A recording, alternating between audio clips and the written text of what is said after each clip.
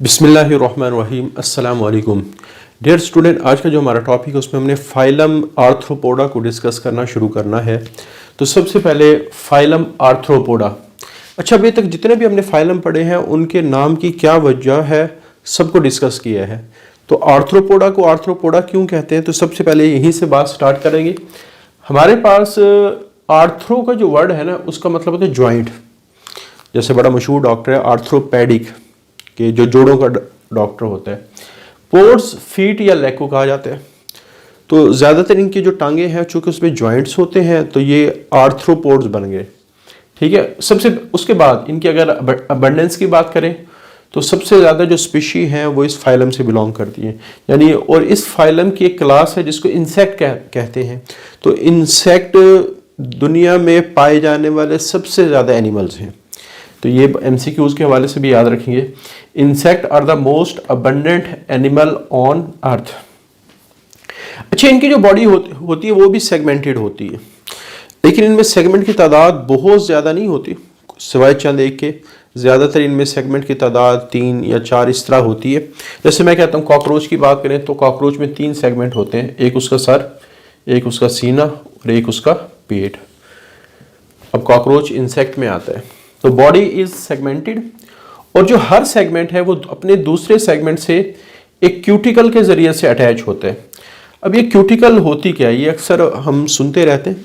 काफ़ी सारे ऑर्गेनिज्म की सरफेस पे एक वाटर प्रूफ वैक्सी आप कह सकते कवरिंग होती है जिसको क्यूटिकल कहा जाता है। मेजर इसका फंक्शन प्रोटेक्शन का है, वाटर लॉस से प्रिवेंशन का है। तो बहरहाल एक कवरिंग है क्यूटिकल जिसका मेजर फंक्शन प्रोटेक्शन और वाटर स्टोरेज या वाटर लॉस से प्रिवेंट करना है। तो सबसे पहले body is segmented. Each segment is attach with its neighbour by means of modified cuticles. तो वैसे तो क्यूटिकल सरफेस पे होती है, लेकिन क्यूटिकल का एक छोटा सा हिस्सा अंदर की तरफ मॉडिफाई होके अंदर की तरफ जाके इन दो सेगमेंट को अच्छी तरह अटैच कर देता है। और क्यूटिकल जो सेगमेंट वाली जगह पे है विच इज फ्लेक्सिबल एंड थीन, और थीन होने की वजह से और फ्लेक्सिबल होने की वजह से जो जोड़ है या सेगमेंटेड एरिया है जहां आपस में दो सेगमेंट जुड़ रहे हैं इसमें थोड़ी सी फ्लेक्सिबिलिटी आ जाती है। अच्छा, उसके बाद अपेंडिजेस। अपेंडिजेस का वर्ड बहुत दफ़ा इस्तेमाल होता है हमारी बायोलॉजी में, ज़ूलॉजी के अंदर। अपेंडिजेस कहते किसको है, मेन बॉडी सरफेस से कोई भी चीज़ बाहर निकली हो ना, ये अपेंडिजेस कहलाती है। मेन सरफेस से कोई भी चीज़ बाहर निकली हो ये अपेंडिजेस कहलाती है। जैसे हमारे ये बॉडी, ये धड़ और सर, ये मेन बॉडी एक्सिस है, ये मेन सरफेस है, लेकिन इसका जो बाजू है वो बाहर निकला हुआ है, जो टांगे हैं बाहर निकली हुई। इवन बास केसेस में आप नोज को भी अपेंडिजेस कह सकते हैं, कान को भी अपेंडिजेस कहते हैं, लेकिन ज़्यादातर हम चूँकि अपेंडिजेस का वर्ड टांगों के लिए और बाजुओं और हाथों के लिए इस्तेमाल करते हैं, तो इस वजह से हर वो चीज़ जो बॉडी सरफेस से बाहर निकली हो, जैसे बैक्टीरिया में फ्लैजेला बॉडी सरफेस से बाहर निकला होता है, अपेंडिजेस कहलाता है। इसी तरह पिलाई बॉडी सरफेस से बाहर निकला होता है, अपेंडिजेस कहलाते हैं।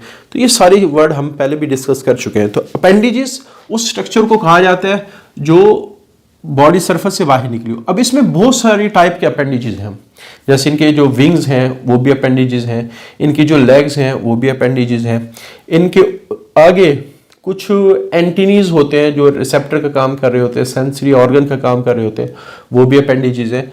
और आगे हम इनके डिफरेंट फंक्शन डिस्कस करेंगे। तो बहरहाल इनकी सरफेस पे बहुत सारे अपेंडिजेस लगे होते हैं और वो अपेंडिजेस मुख्तलिफ काम कर रहे हैं। जैसे मैंने दो की मिसाल दी, लेग्स और विंग्स। विंग्स उड़ने का काम करते हैं, लेग्स आप कह सकते हैं चलने का काम करते हैं। तो these are modified for specialize function. तो ये जो अपेंडिजेस हैं मुख्तलिफ फंक्शन परफॉर्म करेंगे, और जो खास तौर पे लेग्स होती हैं वो जॉइंटेड होती हैं, जिनकी वजह से इनको आर्थ्रोपोड्स कहा गया है। अच्छा, कॉमन ओरिजिन विद एनिलिड्स। इनके बारे में समझा जाता है कि शायद आर्थ्रोपोड्स का और एनिलिड्स का ओरिजिन सेम है। जब भी साइंस में ये बात होती है ना कि ओरिजिन सेम है, तो सबसे बड़ी एविडेंस जो बता रही होती है कि ओरिजिन सेम है वो सिमिलैरिटीज़ हैं। तो इनकी बॉडी में और एनिलिड्स की जो बॉडी है उसमें कुछ सिमिलैरिटीज़ हैं, और उस सिमिलैरिटी आने की वजह से साइंटिस्ट का मानना ये है कि शायद इनकी एवोल्यूशन भी उसी पॉइंट से हुई है जहाँ से एनिलिड्स की हुई है। तो these are believe to have common origin with annelids. इनके बारे में ख्याल किया जाता है कि एनिलिड्स की तरह एक ही जगह से ओरिजिनेट किए, because both have common characteristic. जैसे इनकी बॉडी भी सेगमेंटेड है, एनिलिड की बॉडी भी सेगमेंटेड है, इनमें भी अपेंडिज है, एनिलिड्स में भी अपेंडिज होती है। इसी तरह एनिलिड्स की बॉडी सरफेस पे क्यूटिकल होती है, इनकी बॉडी सरफेस पे भी क्यूटिकल होती है। तो इन कुछ सिमिलैरिटीज के बिहाफ पे कहा गया कि ये दोनों कॉमन ओरिजिन रखते हैं। अच्छा, हैबिटेट की बात करें, ये दुनिया की हर किस्म की हैबिटेट में रहते हैं। एक्सप्लॉइटेड का मतलब होता है नफ़ा उठाना, फ़ायदा उठाना। तो इन्होंने हर किस्म की हैबिटेट से फ़ायदा उठाया है। जैसे एक्वेटिक की बात करें, ये दोनों किस्म के इनमें एनिमल्स मौजूद हैं, फ्रेश वाटर में भी, मैरीन वाटर समंदर में रहने वाले भी। अगर हम लैंड की बात करें तो खुश्की ज़मीन के ऊपर चलने वाले भी हैं और हवा में उड़ने वाले भी हैं। तो बहरहाल इन्होंने हर किस्म की जो हैबिटेट है, चाहे वो खुश्की पे है चाहे वो पानी के अंदर है, उससे नफ़ा उठाया है। इनके मुख्तलिफ एनिमल्स मुख्तलिफ इन्वायरमेंट के अंदर रहते हैं। वैरायटी की बात करें, बहुत ज़्यादा स्ट्रक्चर के एतबार से मुख्तलिफ है। आप देख लें, छोटे छोटे इंसेक्ट हैं, मॉस्किटोज़ हैं, कॉकरोचेज़ हैं, ग्रास हुपर्स हैं, इवन जो लंबे से कीड़े होते हैं वो भी काफ़ी हद तक इस कैटेगरी में आते हैं, जिनको सेंटीपीड और मिलीपीड्स कहा जाता है, क्रैब्स वगैरह, इसी तरह कॉकरोचेज़ वगैरह, स्कॉर्पियंस वगैरह। ये सारे अगर इनको स्ट्रक्चर को देखा जाए, सारे एक दूसरे से बहुत हद तक डिफरेंट नज़र आते हैं। तो इस वजह से हम कहते हैं इनमें बहुत ज़्यादा वैरायटी है। They have variable structures.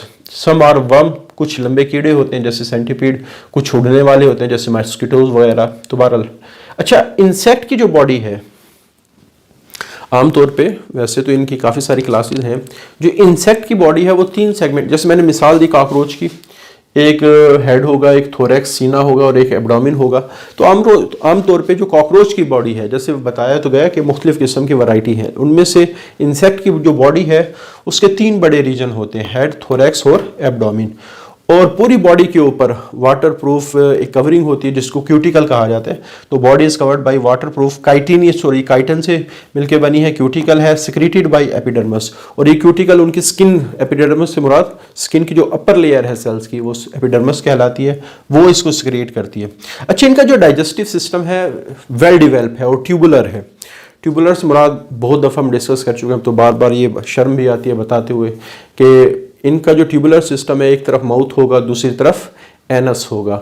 लेकिन माउथ और एनस के दरमियान ये नहीं होगा सिर्फ एक लंबी सी नाली है, इनके बहुत सारे ऑर्गन हैं। जैसे आप कह सकते हैं ये माउथ वाला हिस्सा है, उसके बाद इनके फेरेंक्स आती है, फिर इनकी एसोफेगस आती है, फिर इनकी एक क्रॉप आती है, फिर यहाँ एक छोटा सा स्ट्रक्चर गीजर्ड होता है, उसके बाद इनकी फिर दरमियान में स्टोमिक आ जाता है, फिर उसके बाद इनकी स्मॉल इंटेस्टाइन आ जाती है, फिर लार्ज इंटेस्टाइन आ जाता है, फिर इसका रेक्टम आ जाता है। तो ये सारे इनके स्ट्रक्चर मौजूद होते हैं।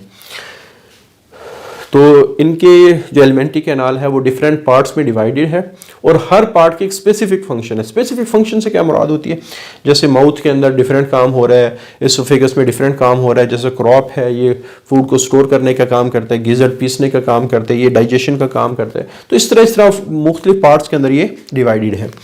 तो digestive system is in the form of alimentary canal. तो एक लंबी सी कैनाल है विथ 2 ओपनिंग, माउथ और एनस। इंटीरियर एंड पे माउथ होते हैं, इंजेशन का निगलने का काम, एनस इजेशन का काम करेगा। और it is divided into different parts, और पूरा जो सिस्टम है वो मुख्तलिफ पार्ट्स में डिवाइडेड है, परफॉर्मिंग स्पेसिफिक फंक्शंस। अच्छा, इनका जो फूड है वो छोटे छोटे प्लांट होंगे, एनिमल्स होंगे, और इनका जो एक्सक्रीटरी सिस्टम है। अच्छा, एक बात MCQs के हवाले से याद रखेंगे, दुनिया में वाहिद आर्थ्रोपोड एनिमल्स हैं जिनका एक्सक्रीटरी सिस्टम और डाइजेस्टिव सिस्टम आपस में लिंक होता है, यानी इनका एक्सक्रीटरी सिस्टम इनके डाइजेस्टिव सिस्टम के साथ जुड़ा होता है। जैसे अगर ह्यूमन बॉडी की बात करें तो ह्यूमन बॉडी में डाइजेस्टिव सिस्टम अलग है, तो एनस फीसिस वगैरह को बाहर निकालते हैं, और एक्सक्रीटरी सिस्टम यूरिनरी सिस्टम है। अब दोनों डिफरेंट काम कर रहे हैं, दोनों का सिस्टम सेपरेट है। लेकिन इनमें क्या होता है कि इनका जो डाइजेस्टिव सिस्टम है, जहाँ इनकी स्मॉल इंटेस्टाइन वगैरह शुरू होती है, वहीं कुछ खास किस्म की नालियाँ होती हैं।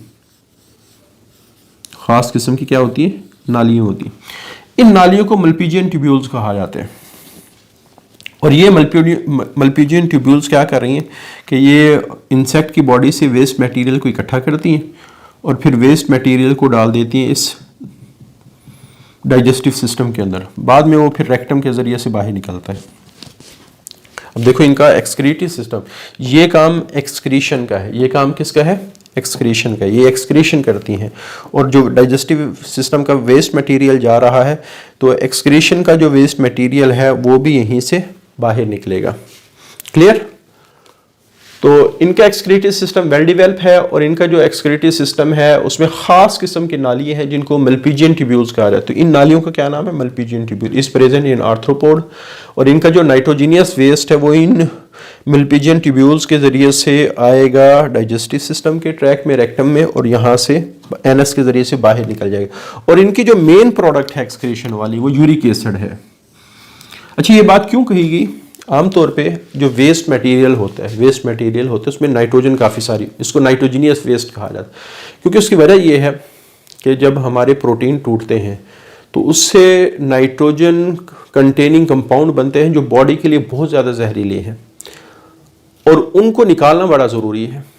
तो इस वजह से ये सिस्टम ज़्यादातर नाइट्रोजीनियस वेस्ट को बाहर निकालते हैं क्योंकि ये जहरीले होते हैं। अब नाइट्रोजीनियस वेस्ट 3 किस्म के हैं। बाज़ एनिमल के अंदर अमोनिया निकलता है, बाज़ के अंदर यूरिया निकलता है और बाज़ के अंदर यूरिक। जैसे ह्यूमन बॉडी की बात करें ना तो ह्यूमन बॉडी का जो नाइट्रोजीनियस वेस्ट है मेन वाला वो यूरिया है, इनका यूरिक एसिड है और मछलियाँ वगैरह जो है उनका अमोनिया है। क्योंकि ये तीनों जो चीज़ें हैं ना,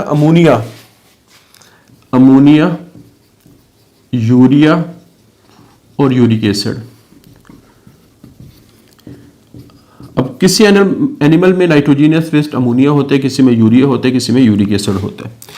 अभी तीनों मुख्तलिफ शक्लें, ये डिपेंड करता है अवेलेबिलिटी ऑफ वाटर। ये किस पे डिपेंड करते हैं? Depending upon water availability, H2O। उसकी वजह यह है कि मेन जो प्रोडक्ट्स जो सबसे पहले बनता है वो अमोनिया बनता है, लेकिन अमोनिया को बाहर निकालने के लिए बहुत ज़्यादा पानी चाहिए।